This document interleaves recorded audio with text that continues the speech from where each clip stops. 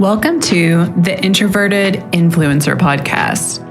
I'm your host, Erica Van Slyke. My soul's mission on this planet is to help fellow introverts grow their online influence in a state of feminine flow and ease.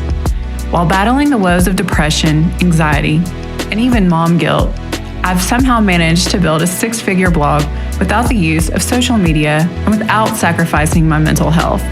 If I can do it, you can too.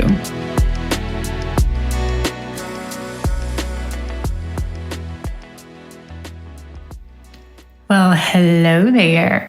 Welcome back to another episode of the Introverted Influencer Podcast. So things may sound a little different today. I am recording from my phone. So I had a day on my calendar mapped out to record a podcast. And of course, kid you not, like 20 minutes right before I'm supposed to sit down and do the damn thing, my power goes out. So I could have come up with an excuse to not do what I told myself I was going to do, but I just thought, shit, I'll bring out the phone and I'll do it old school because I recorded 30 of these episodes on my phone. So it's kind of like a little nostalgia today. So just bear with me if it's rough and you might hear my dogs walking around because it's really, really quiet in my house right now without anything running. But anyhow, so today's story / lesson, it originated, I thought like I've touched on this before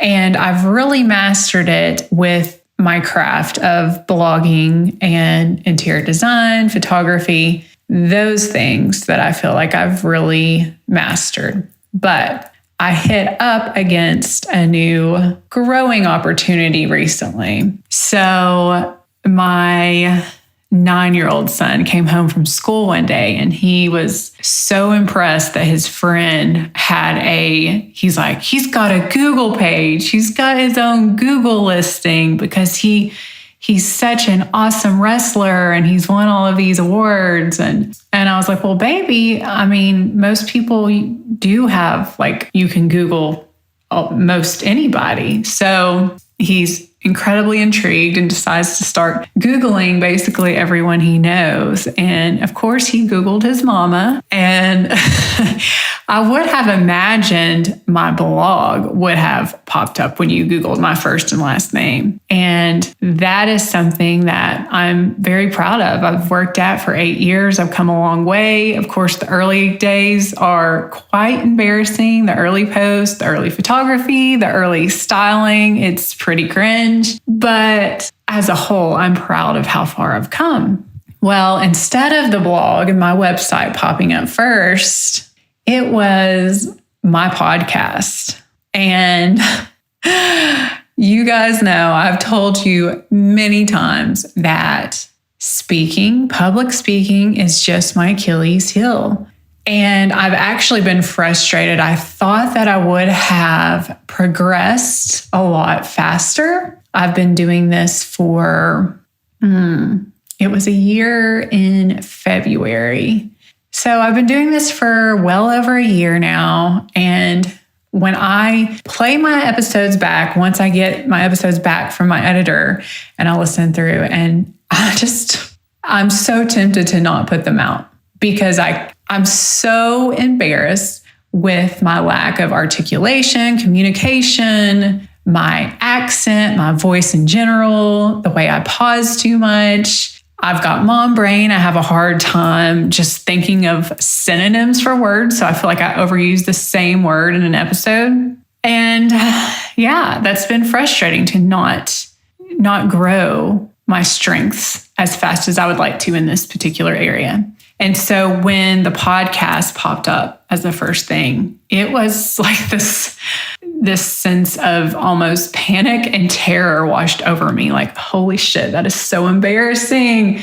And my first instinct was like, maybe I should just delete this podcast and this page and all of my accounts related to the podcast. And then I thought, I'm being a hypocrite right now. And I heard it said so beautifully. So I kind of went through that. This was a few months ago. And then on a recent episode of, what is it? Smart Passive Income podcast by Pat Flynn. And he got his start off as a blogger. So he's a digital creator, YouTube. He's got multiple YouTube channels now, but he's just a wizard at passive income. So I suggest you check some of his episodes out if that strikes your interest at all. But it was, I don't know, about a month ago.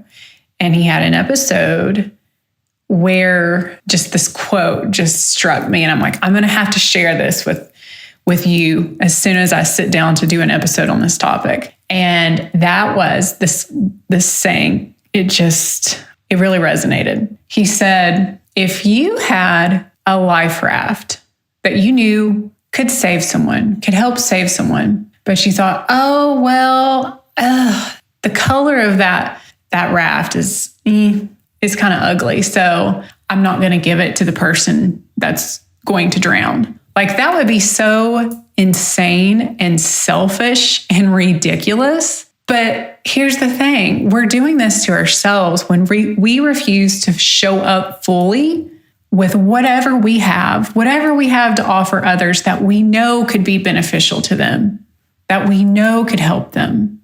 And we don't offer it because we're too worried about how we look.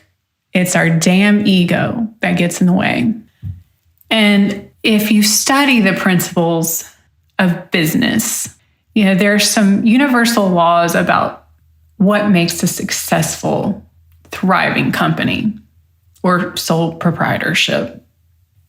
And one of them is the law of compensation. So as long as what you have to offer is helping someone else solve a problem, some sort of problem, then that is a fair exchange. What you have to offer is valuable.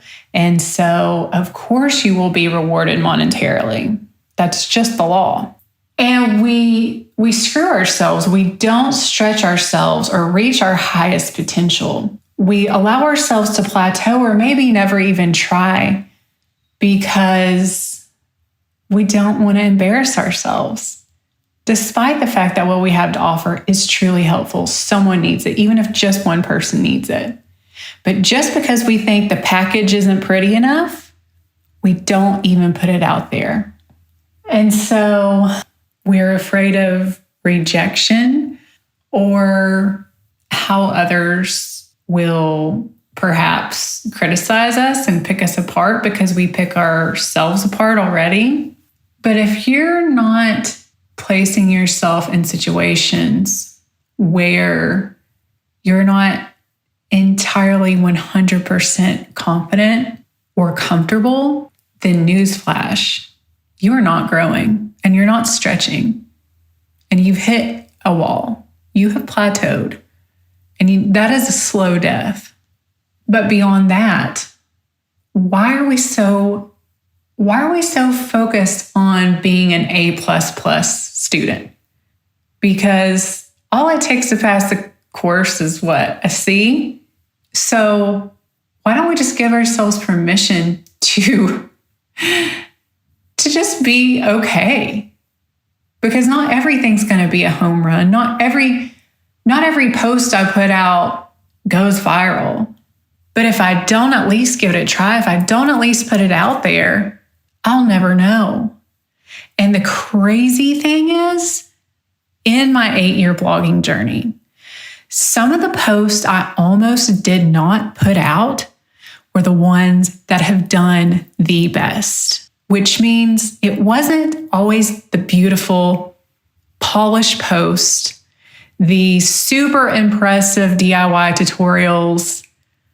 No, some of it was like the ugly photos and the tutorials that I didn't think were anything that remarkable, but they resonated. And maybe that's all it takes. Maybe people are looking for that simplicity and that relatability. I think that the trajectory of our society, where it started off simple And then technology arrived, the industrial age arrived, and then television, and then like MTV, video killed the radio star. I think this polished perfection really, really did hurt a lot of raw talent.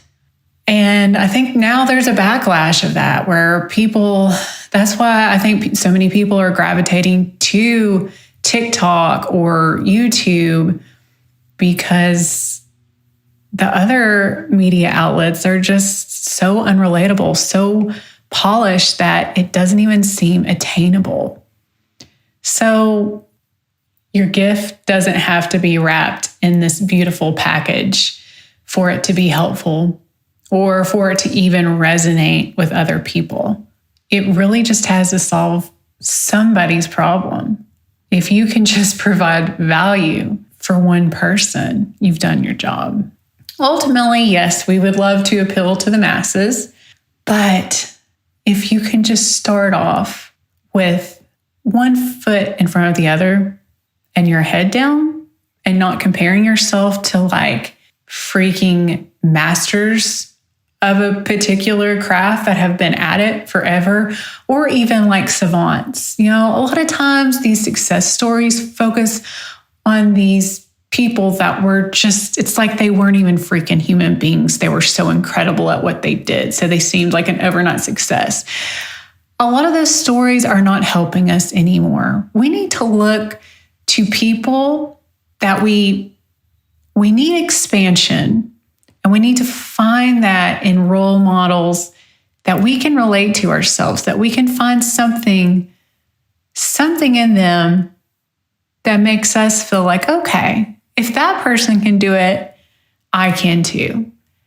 And so that's why I refuse to delete this podcast. If I can just be an example to one person that you don't have to speak perfectly and eloquently to move someone or to help them see things from a more positive perspective, hell, it's worth it. It's worth me looking like an idiot or sounding like an idiot. So I'm not going to delete it. Just like I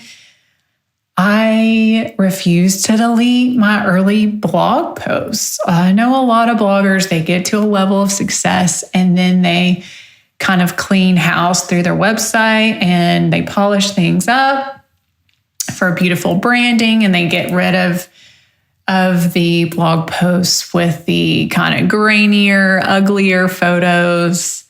But I'm not doing that, because if one person can see, no, you don't have to start off with freaking insane photography skills and already such a great eye for design. No, you don't have to start off that way. If you have the passion, if you can solve a problem, which the problem I solved in the early days of blogging were just cheap ways to improve your home. And that doesn't mean everything has to look perfect and professional. So I know I've touched on this topic before, but stop letting your ego get in the way of your growth and your success. You will never know until you put it out there. And then once you get used to putting yourself out there, it gets easier. It does. So with that being said, I'm going to close this nostalgic podcast episode that I've recorded on my phone. I'm going to close it out, and I am going to just, I think that this, perhaps my power going out is not a coincidence here. Well, I don't believe in coincidences. It wasn't. Maybe it was just to reel this message in even more for you, that, yeah, it can be, your podcast can be recorded on a phone and it's still good enough. And you are good enough. You are more than good enough. You are amazing, and you have something that others need. Don't forget it. Thank you so much for stopping by this week. I make no money from this show. Actually, it costs me money to produce and host. So the best way you can show your support for this passion project of mine is by leaving the show a 5-star written review on Apple. Also, if you would like to contribute monetarily to the show, you can leave a tip in my digital tip jar, which I have the link in the show notes. You can always share it with a friend who you think could benefit from the message, or even better, you can take a screenshot of this episode, upload it to your Insta stories, and tag me in it at Designing Vibes. Sending you my love.